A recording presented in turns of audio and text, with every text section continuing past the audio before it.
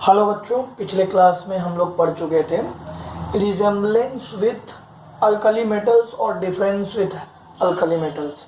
आज हम लोग पढ़ेंगे रिजेम्बलेंस विथ हैलोजेंस। किसका रिजेम्बलेंस? हाइड्रोजन का। ये कभी मत भूलिएगा, रिजेम्बलेंस विथ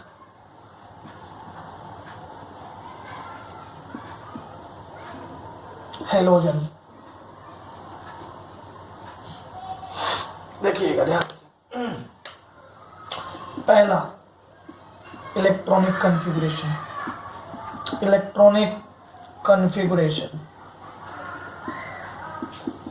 अच्छा बताओ, हैलोजन का इलेक्ट्रॉनिक कॉन्फ़िगरेशन क्या होता है?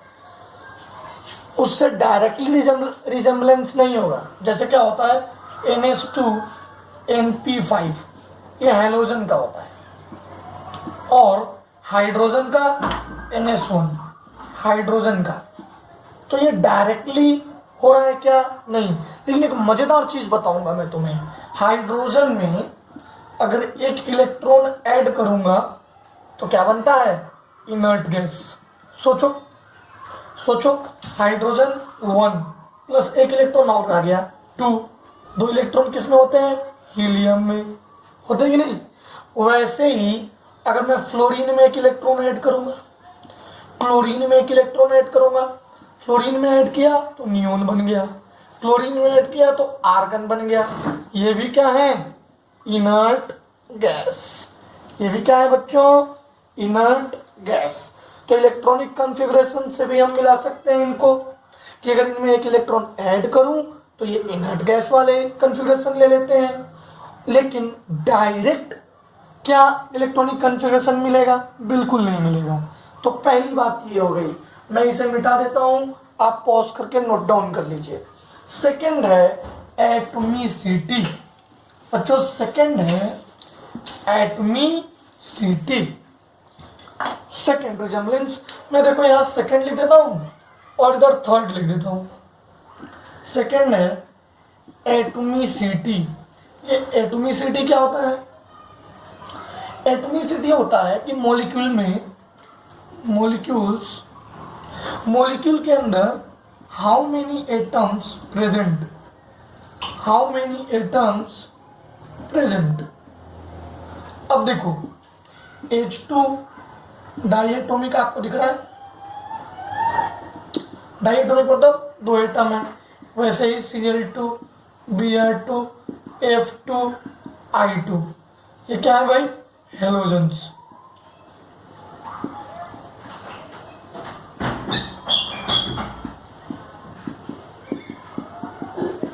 जैसे ये हेलोजेंस डायटोमिक है, वैसे ही हाइड्रोजन भी डायटोमिक है।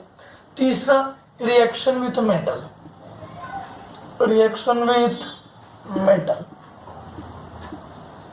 अब देखना, hydrogen plus metal gives NH, और इस वक्त Na पे पॉजिटिव, इस पे नेगेटिव, मतलब हाइड्रोजन मेटल के साथ -1 ऑक्सीडेशन स्टेट बताता है।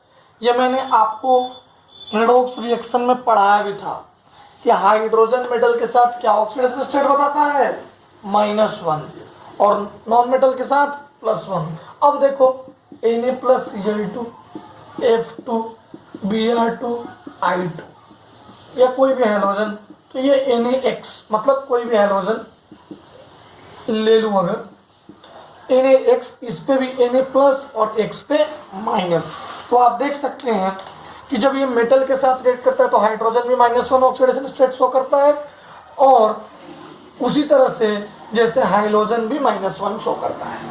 कोई दिक्कत है? चलिए अब हम लोग पढ़ते हैं फॉर्मेशन ऑफ कोवेलेंट कंपाउंड। इसे मिटा दो बच्चों, कोई परेशानी नहीं। थर्ड 3 पॉइंट हो चुका है रिजेम्बलेंस में। बच्चों अभी हम लोग रिजेम्बलेंस पढ़ रहे हैं। रिजेम्बलेंस में 3 पॉइंट पढ़ चुके हैं। चौथा point, formation of covalent compound. ध्यान से देखना। अच्छा, कोवेलेंट बॉन्ड बनाना मैंने बताया था। शेयरिंग से जो बॉन्ड बनता है उसको कोवेलेंट बॉन्ड कहते हैं। तो देखिएगा, जैसे CCl4 होता है, Cl Cl Cl Cl, जैसे CBr4 होता है। देखो ये हेलोजन बना रहे हैं कोवेलेंट बॉन्ड, हेलोजन इन कोवेलेंट बॉन्ड फॉर्मेशन।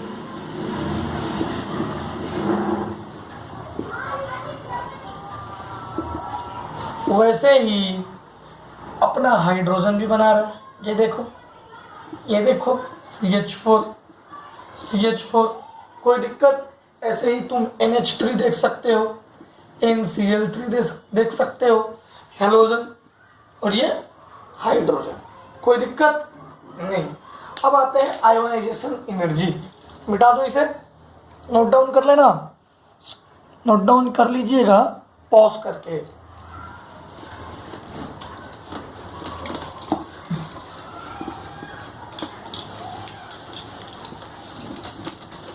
अब आते हैं आयोनाइजेशन एनर्जी, आयोनाइजेशन एनर्जी। अच्छा, वहां पे आयोनाइजेशन एनर्जी डिफर करता था, पर यहाँ पे मिलेगा, देखना कैसे। HFCl, H का 1312 होता है, ये किलोजूल पर मोल में होता है आयोनाइजेशन एनर्जी। फ्लोरीन का 1661, क्लोरीन का 1253। तो देखो ये इन लोगों से मिलता जुलता है, मतलब ज्यादा अंतर नहीं है, अंतर तो बहुत है, बट आपने देखा था कि 1312 और फ्लोरीन का कितना, लिथियम का कितना कम होता था अल्कली मेटल का, तो वहां पे बहुत ज्यादा डिफरेंस आता था। यहाँ पे कोई डिफरेंस आ रहा है, बट ये लग रहा है कि चलो इससे थोड़ा सा कम है, ये इससे थोड़ा सा कम है, 1000 तो कम नहीं हो गया, 1200 तो कम नहीं हो गया, आप समझ रहे हो ना मेरी बात? ठीक है। छठा है liberation at anode on electrolysis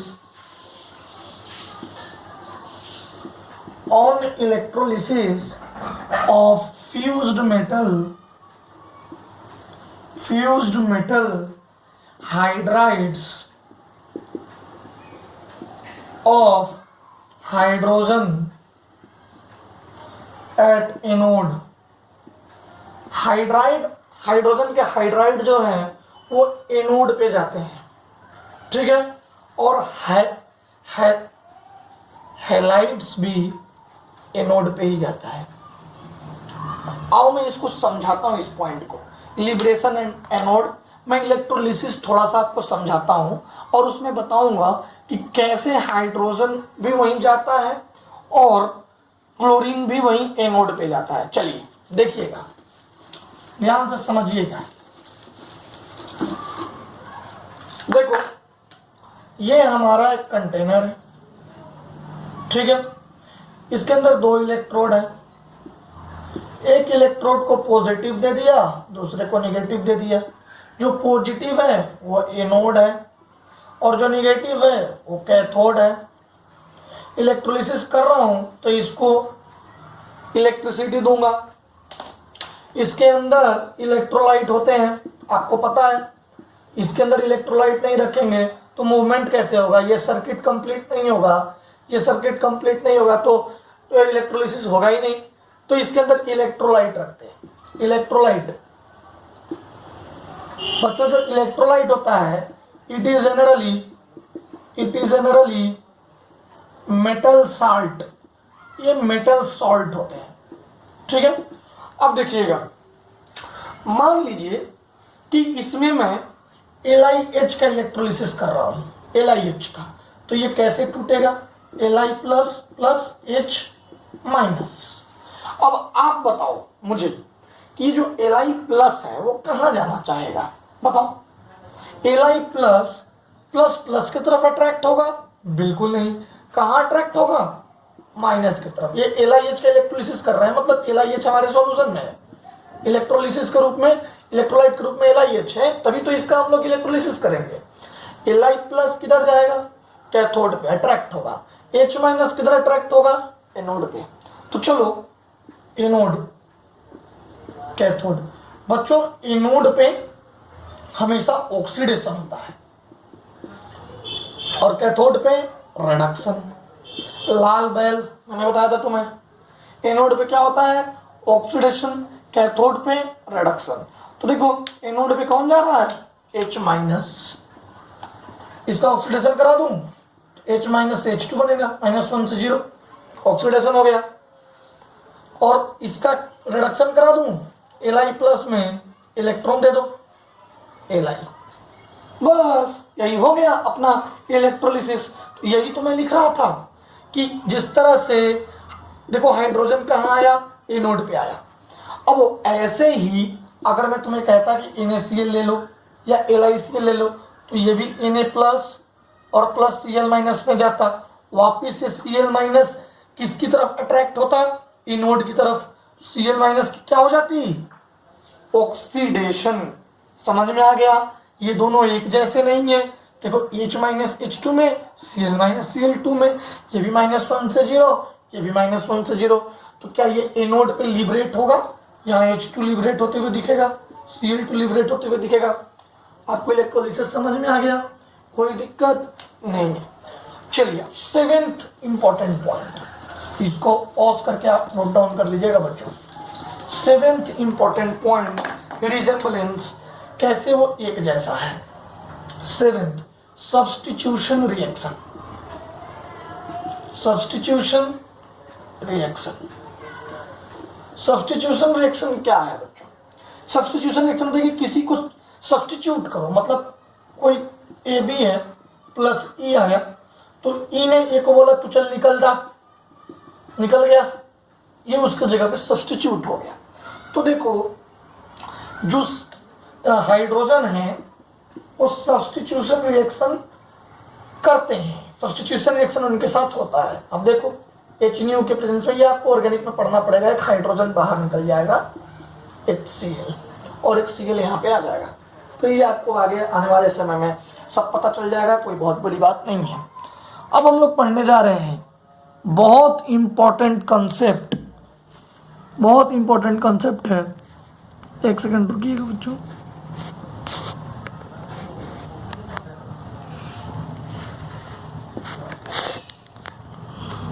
clarity नहीं है क्या, आई थिंक क्लियरिटी तो है। चलिए अब मैं देखने जा रहा हूं, दिखाने जा रहा हूं आपको डिफरेंसेस।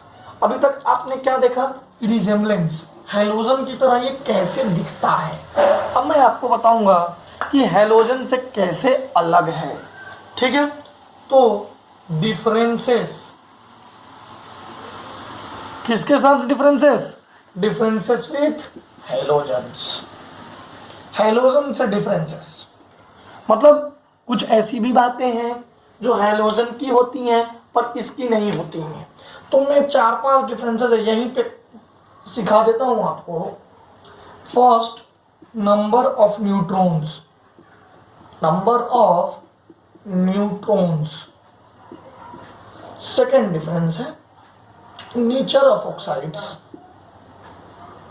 Nature of oxides.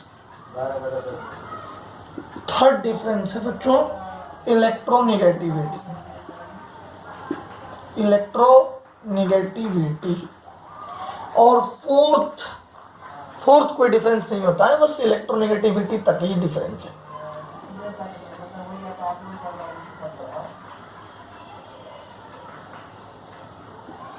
चलो देखते हैं, एक एक करके देखते हैं। नंबर ऑफ न्यूट्रॉन्स, अच्छा कोई बताएगा हाइड्रोजन में कितने न्यूट्रॉन्स होते हैं। हाइड्रोजन में नंबर ऑफ न्यूट्रॉन्स 0। फ्लोरीन में, नहीं भैया फ्लोरीन में कितने होते हैं 9। क्लोरीन में 9 लिखने से अच्छा है n ग्रेटर देन 0। क्लोरीन में n ग्रेटर देन 0, ये n नंबर ऑफ न्यूट्रॉन है। अलग हो गए कि नहीं, अरे भैया हाइड्रोजन में तो 0 होता है लेकिन फ्लोरीन और क्लोरीन में नॉन 0 होता है। अगर ऐसा है तो डिफरेंस हो गया, इसके पास भी नॉन 0 न्यूट्रॉन्स होना चाहिए था। नेचर ऑफ ऑक्साइड्स, अब देखना हाइड्रोजन का जो हैलोजन का ऑक्साइड्स है, हैलोजन ऑक्साइड्स, आप बताओ पहली बात हैलोजन है क्या, क्या बोलते हैं नॉन मेटल। ये क्या होते हैं नॉन मेटल। अच्छा नॉन मेटल की ऑक्साइड्स कैसी होती है, acidic in nature, acidic in nature. Non metal की ऑक्साइड कैसी होती है, एसिडिक इन नेचर। अब मुझे बताओ भाई हाइड्रोजन की ऑक्साइड क्या कैसी है? Oxide neutral. अरे यार भूल गए क्या? वाटर, ये तो न्यूट्रल ही था, भूल कैसे गए इसको? ठीक है। और इनके ऑक्साइड्स कैसे होते हैं? Highly acidic. Example Cl2O7, Br2O7, ये सब बहुत ज्यादा एसिडिक है बच्चों, हाईली एसिडिक।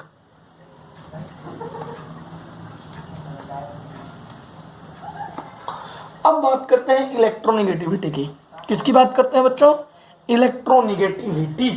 अब मुझे बताओ, फ्लोरीन, क्लोरीन, ब्रोमीन, आयोडीन, मैंने आपको याद करवाया था, आपको मैं यहाँ लिख के मैं दिखाता हूँ, क्लास में मैंने याद कराया था। फोन, कल, बाहर, 4 ऑक्सीजन के 3.5, 3, 3, 2.8, फिर ISC, इन तीनों का 2.5, फिर pH, इन दोनों का 2.1। ये याद कराया था कि नहीं कराया था? आपको याद नहीं है, आपको याद करना चाहिए। 4, 3, 2.8, 2.5। आप देखिए, लेकिन हाइड्रोजन की क्या होती है भाई? 2.1। अरे ये कितना कम है, देखो हाइड्रोजन में फ्लोरीन जो सबसे ऊपर है उससे सबसे नीचे वाले से भी कम है, सबसे नीचे वाले से भी कम है हाइड्रोजन की। तो हम कैसे इसको इलेक्ट्रोनेगेटिव बोल सकते हैं? नहीं बोल सकते हैं ना। तो देखो इसमें हम लिख सकते हैं कि electronegativity of hydrogen is high, whereas hydrogen का क्या होगा? लो होगा। समझ आ गया? कोई दिक्कत?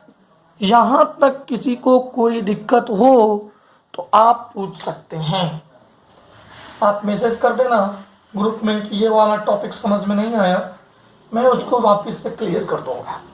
ठीक है, चलें। तो ये हो गया अपना सिंपल सा कंसेप्ट, जो कि सिंपल कंसेप्ट है हाइड्रोजन के बारे में, जिसको हमने डिस्कस किया है आपके साथ। अब हम आपको आइसोटोप्स ऑफ हाइड्रोजन पढ़ाएंगे। आइसोटोप्स ऑफ हाइड्रोजन पढ़ाने से पहले मैं इसको साफ कर दूं, आप नोट डाउन कर लीजिएगा। आइसोटोप्स ऑफ हाइड्रोजन पढ़ाने से पहले एक सिंपल सी बात मैं आपको बता दूं, हाइड्रोजन के साथ में कुछ रिएक्शन होता है। ये क्वेश्चन आजकल बहुत पूछे जा रहे हैं, बहुत कॉम्पिटिशन्स में क्वेश्चन आ रहे हैं कि कौन हाइड्रोजन बहुत ज़्यादा होता है। आपको पता है कि यूनिवर्स में सबसे ज़्यादा हाइड्रोजन होता है। तो एक रिएक्शन है, reaction of hydrogen on sun surface. Sun के सरफेस पे हाइड्रोजन का एक मस्त सा रिएक्शन होता है। ठीक है, और उस रिएक्शन को देखते हैं। हाइड्रोजन 4 ले लिया, ठीक है, 1 इसका मास है, 4 हाइड्रोजन ले लिया, ये हीलियम बना दिया 2, 4, और साथ में E1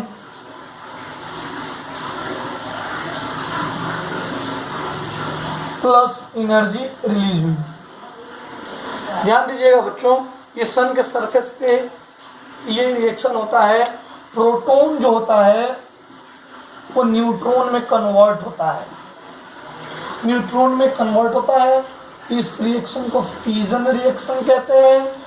और जब भी बच्चों प्रोटॉन न्यूट्रॉन में कन्वर्ट हो तो ये पॉजिट्रॉन निकलता है, पॉजिट्रॉन बाहर जाता है, positron released with huge amount of energy, with huge amount of energy. आपको पता ही है फ्यूजन रिएक्शन। तो देखो इसके बारे में आप मॉडर्न फिजिक्स में बहुत अच्छे से पढ़ेंगे, रेडियो एक्टिविटी में, जब आप 12th में जाएंगे। अभी आप बस इस रिएक्शन को याद रखना, रिएक्शन को याद भी नहीं रखना है। हाइड्रोजन से हीलियम में कन्वर्जन होता है on earth surface. In that particular conversion positron is released with high amount of energy. Positron always released when proton converted into electron. क्या आपको मेरी बात समझ में आ गई? किसी को कोई दिक्कत है? चलिए अब हम लोग पढ़ेंगे isotopes of hydrogen, most important topic isotopes of hydrogen. और इसके बीच में जो बहुत सारी बातें हैं वो आपके बुक में लिखा हुआ है एनसीईआरटी में, तो आप वहाँ पे जाके मिला लीजिएगा तो बहुत सही रहेगा। और ये पढ़ते हैं isotopes of hydrogen. Isotopes of hydrogen, isotopes of hydrogen. अच्छा बताओ कितने आइसोटोप्स होते हैं? फर्स्ट लेक्चर में बताया था मैं 3 आइसोटोप्स। कितने आइसोटोप्स? 3 आइसोटोप्स। कौन कौन? प्रोटियम, ड्यूटेरियम,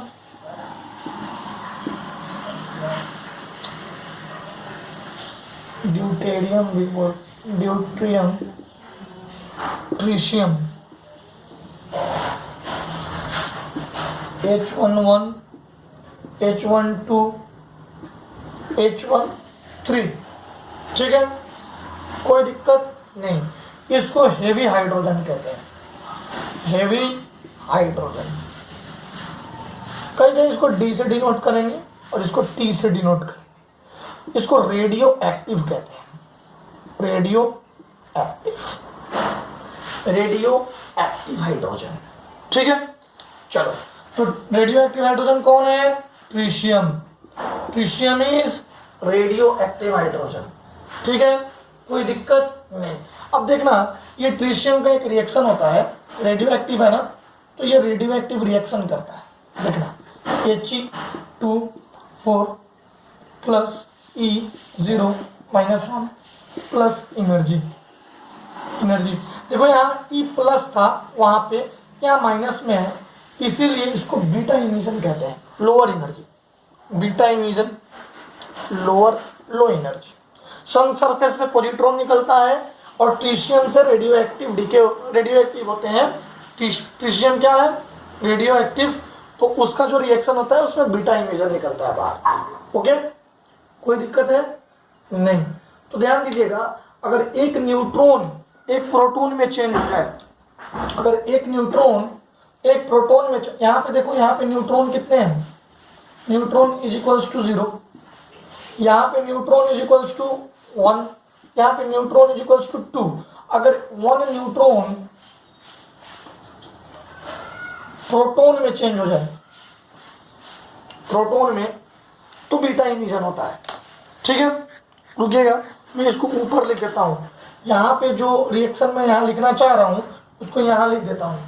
0n1, 1 न्यूट्रॉन अगर 1 प्रोटॉन में चेंज हो जाए तो जो इमिशन होता है इसको बीटा इमिशन कहते हैं। देखिए बच्चों, ये पूरा यहाँ तक लिखिएगा, इसके बाद ये वाला पार्ट को यहाँ मैं लिखाऊंगा। ठीक है, तो पहले आप लिख लीजिए। कहाँ है डस्टर?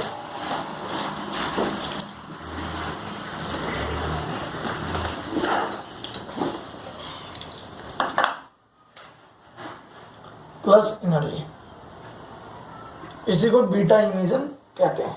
ठीक है, अब देखो प्रॉपर्टीज पढ़ना रहे, प्रॉपर्टी H, D और T का प्रॉपर्टी हमको पढ़ना है। तो आप ध्यान रखिएगा कि इसमें बहुत ज़्यादा हाइड्रोजन एबंडेंस है। एबंडेंस, एबंडेंस मतलब आप कह सकते हैं रिलेटिव एबंडेंस। ये डेटा आपको एनसीईआरटी में मिल जाएगा। ठीक है ना, एबंडेंस। और एक और छोटी बात याद रखिएगा, इसका टी हाफ होता है 12.33 ईयर्स। टी हाफ मतलब हाफ लाइफ, मतलब आधा कितने में वो समाप्त हो जाएगा, डिके हो जाएगा। समझ गया ना? हाफ लाइफ मतलब मान लो इसका टाइम लाइफ 5 सेकेंड है, तो हाफ लाइफ क्या हो जाएगा? 2.5 सेकेंड। वही बातें हैं। तो इसका हाफ लाइफ 12.33 ईयर्स है। किसका? ट्रिशियम के रेडियो एक्टिव डीके का। समझ गए? ये 99.325 हाइड्रोजन, ड्यूटेरियम 0.015, ट्रिशियम 10⁻⁻5।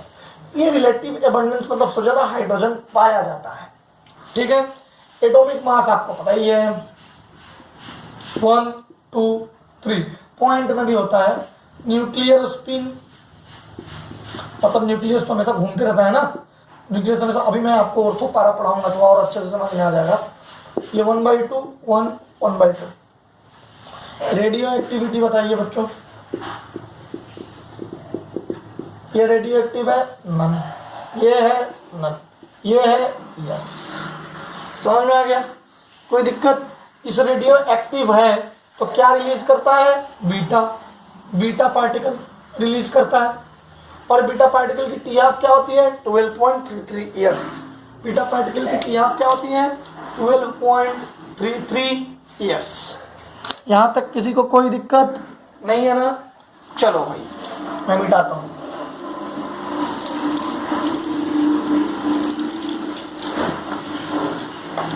अब बात करते हैं हाइड्रोजन की। हाइड्रोजन कितने तरह के होते हैं? अब हम बात करेंगे हाइड्रोजन की, कितने तरह के हाइड्रोजन होते हैं, टाइप्स। थोड़ा अच्छे से समझिएगा हाइड्रोजन के टाइप्स को। आज मैं बस हाइड्रोजन के टाइप्स को आपको बता रहा हूं, उसका एक्सप्लेनेशन मैं कल के लेक्चर में करूंगा। बस इन टाइप्स के बारे में आपको बता रहा हूं। देखिएगा हाइड्रोजन, पहला हाइड्रोजन है मोलिक्यूलर हाइड्रोजन, मोलिक्यूलर हाइड्रोजन जिसको H2 बोलते हैं। सेकेंड हाइड्रोजन है नैक्सेंट हाइड्रोजन। क्या है? नैक्सेंट हाइड्रोजन। थर्ड हाइड्रोजन है एक्टिव हाइड्रोजन। और लास्ट हाइड्रोजन आता है बच्चों, लास्ट नहीं कहें इसको, एक और हाइड्रोजन आता है बहुत इजी होता है, एटॉमिक हाइड्रोजन। और एक और हाइड्रोजन आता है ओक्यूल्यूडेड, ओक्यूल्यूडेड हाइड्रोजन। इतने तरह के हाइड्रोजन हमें पढ़ने हैं, हमारे सिलेबस में है। अभी जो बातें कर रहे थे हम लोग मोलिकुलर हाइड्रोजन की कर रहे थे। अब एक एक करके नेक्सेंट, एक्टिव, एटॉमिक हाइड्रोजन की बातें होंगी। ये कैसे बनते हैं, ये कितने रिएक्टिव होते हैं, ओक्यूल्यूडेड हाइड्रोजन क्या है वो हम समझाएंगे। एक एक करके तमाम जानकारियां आपको दी जाएगी। आप बिल्कुल निश्चिंत रहिए, आपको कोई परेशानी नहीं होगी। इन सारे टॉपिक्स पे, इन सारे पॉइंट्स पे आप सारे क्वेश्चन भी कर लोगे। कौन कितना रिएक्टिव है, ऑर्डर ऑफ रिएक्टिविटी भी मैं आपको बताऊंगा। तब तक के लिए आप इस लेक्चर को अच्छे से देखिए, रिवाइज कीजिए। कोई डाउट है तो ग्रुप में पूछिए। ठीक है बच्चों? ओके।